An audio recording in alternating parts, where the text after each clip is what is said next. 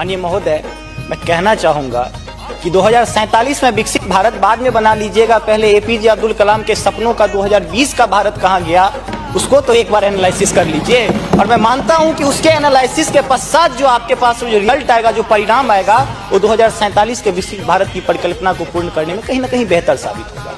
मैं उस क्षेत्र से आता हूं जो बिहार को दो भाग में बांटती है, एक नॉर्थ बिहार, एक साउथ बिहार। हमारा मिथिला का रीजन 6 महीने बाढ़ के पानी से ग्रसित रहता है। जब मैं राज्य सरकार से पूछता हूं तो कहती है कि विदेश का मामला है भैया, नेपाल पानी छोड़ देता है, मैं क्या करूं, उधर से चना डैम बना देता है। अब तो राज्य में भी सरकार आपकी है, केंद्र में भी आपकी है, तो प्रभु कृपया कुछ तो मदद कीजिए। दूसरी बात, कोसी का संसद में कह दिया गया कि ड्रेस कोड ये होना चाहिए। अरे मैं बाढ़ के उस इलाके से आता हूं जहां आधा धोती पहन के संसद तक आना पड़ता है, न सड़क है न कुछ है, तो कैसे आऊंगा। उसी क्षेत्र का एक नंगा बच्चा हमसे कहता है कि साहब मैं बाढ़ से ग्रसित हूँ, और दक्षिण बिहार का एक बच्चा कहता है कि मैं सुखाड़ से ग्रसित हूँ, मेरे पास पीने के लिए पानी नहीं है। बीच वाला एरिया कहता है मैं नरसंहार से परेशान हूँ। तो बिहार की एक परिभाषा बनती है कि उत्तर में बाढ़ है, दक्षिण में सुखाड़ है, बाकी जो बचा नरसंहार है, यही बिहार है। अब मैं कहाँ जाऊँ। तीसरी बात मैं आता हूँ कि आपने तो राम जी को अयोध्या में लाकर स्थापित कर दिया, जरा उनके ससुराल मिथिला पर भी ध्यान दीजिए। माँ सीता कब कब अग्नि परीक्षा देगी, उनके पुत्र हम कब कब अग्नि परीक्षा देते रहेंगे, हम पर भी तो थोड़ा ध्यान दीजिए प्रभु।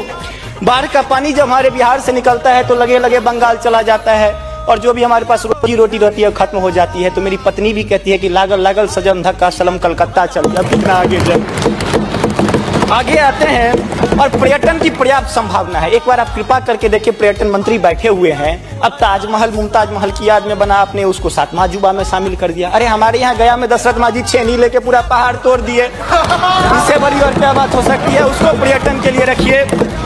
और ये जो भूखमरी, बेरोजगारी, अशिक्षित राज्य की जो हम पर वो जो पीठ पर धो रहे हैं, वो हमको इसी तरह की कविता याद दिलाती है कि तू सिंह मारती गैसी, मैं कोने में दुबका बैल प्रिय, मैं पीपल सा सीधा साधा, तू मुझ पे लटकी चुड़ैल प्रिय। तो ये अशिक्षा, बेरोजगारी हम पर चुड़ैल की तरह लटकी है। तो there is politics behind every politics. स्नातकोत्तर राजनीति विज्ञान में पढ़ाई होती है, उसको छोड़ के जरा राज्य और केंद्र में अब सामंजस्य स्थापित करके कीजिएगा प्रभु। बहुत बहुत धन्यवाद।